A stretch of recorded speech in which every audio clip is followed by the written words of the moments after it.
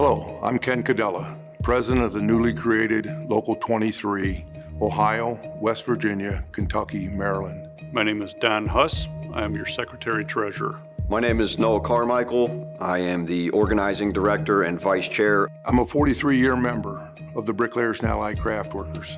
I'm a bricklayer by trade. Worked in the field as a journey worker for probably about 10 or 11 years. I'm a 26-year member of the Bricklayers and Allied Craftworkers. We bring you this video today to try and explain to you some of the changes that have taken place most recently here in the Ohio Valley.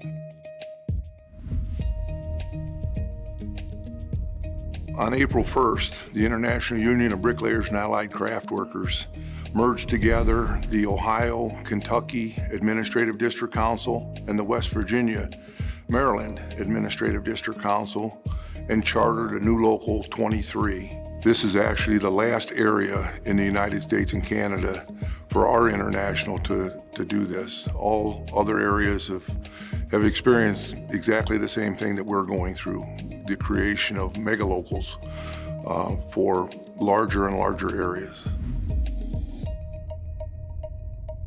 The Local 23 jurisdiction is divided up into chapters. There's 9 different chapters throughout the geographical area.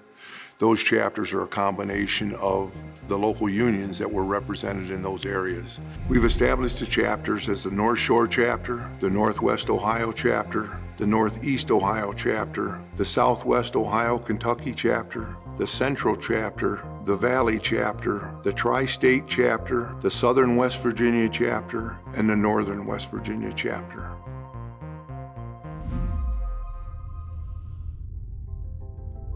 Actually, there's no effect to your pension, your benefits, your health and welfare, your annuity. Those funds are sent into the respective third-party administrators, just like they were 2 months ago. They go into your individual accounts, just like they did 2 months ago. There's nothing changed. You can work anywhere in the Local 23 jurisdiction, just like you used to be able to work anywhere when you were working out of an individual local. It's no different than it is with the International Union and your ability to work anywhere that's covered by that jurisdiction. Well, the monthly meetings are going to continue on just like they have. There'll now be a chapter meeting, and each chapter has its own time and location that those meetings will take place. The Northwest Ohio chapter meetings will be held the first Tuesday of each month. The North Shore Ohio chapter meetings will be held the third Tuesday of each month. The Northeast Ohio chapter meetings will be held the second Tuesday of each month. The Central Ohio chapter meetings will be held the first Thursday of each month. The Valley chapter meetings will be held the third Thursday of every month. The Southwest Ohio chapter meetings will be held the second Thursday of each month. The Northern West Virginia chapter meetings will be held the fourth Tuesday of each month. The Tri-State chapter meetings are going to be held the fourth Monday of every month. The Southern West Virginia chapter meetings will be held the fourth Thursday of every month. Right now, all the members across our vast jurisdiction pay a different percentage amount of their union dues. It is our hope that once we ratify our Constitution, we're able to get a universal standardized dues percentage for the entire membership, in which most members should see a reduction in their dues. There's several ways to pay your dues. We've tried to make it as easy as possible. First, you can call the office at 440-986-3000 to pay via credit card or check by phone.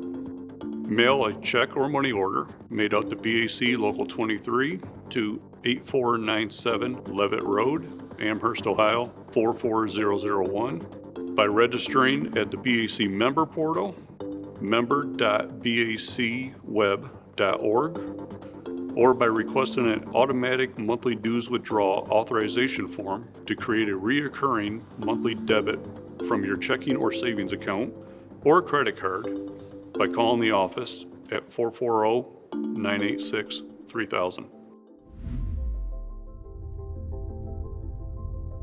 Well, in the coming months, we'll be establishing the budget for the Local 23. That'll allow us to establish the biannual meetings of the Local 23 and establish a uniform dues structure for all of our membership. We also have to establish the chapter chairs, secretaries, and then sergeant at arms for each chapter. Those will be local elections for those chapters. We also need to finalize our organizing efforts to try and establish contractors that we need to target, areas where we can recruit membership, enlarge our apprenticeship programs. There's just a tremendous amount of effort that's going to have to go forth and teamwork that's going to need to take place for us to bring all of this together and continue to make our local better and make it stronger. We have a full dedicated staff to organizing now. What that will do is alleviate some of the responsibilities or help some of the responsibilities of the field reps so they can focus on representing the membership, enforcing contracts and things like that.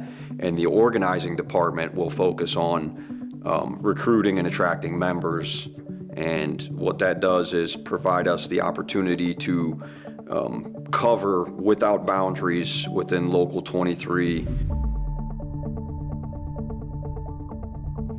Columbus is the second largest city in the Midwest now and continuously expanding. So there's a major opportunity for us to expand our membership, secure our pensions, secure the future of our trade in that area. A lot of the non-union contractors that come from the Columbus area end up filtering down to Cincinnati and Dayton. So by organizing and focusing on that Columbus area, I think we help those two areas as well. The opportunity to work in both Kentucky and West Virginia, there's a legacy there for us to build off of that I'm very excited to try and be a part of. The easiest way and most effective way would just to be attend the local chapter meetings. Myself and Don Huss have committed ourselves to being at every one of those chapter meetings over the next couple of months. We'll be there to answer any questions and to explain, this whole process. My phone is always on. The membership can feel free to call me at any time. I've been taking phone calls for the past month, and I'll continue to do that going into the future. Brothers and sisters, my only ask of you is to just give us some time. This is a huge undertaking, unlike any of the others that have been done before us in the International Union. There's a tremendous amount of moving parts and things that need to be done. And I ask that just bear with us, give us a little bit of time, and I'm confident that we'll be bigger and stronger for it.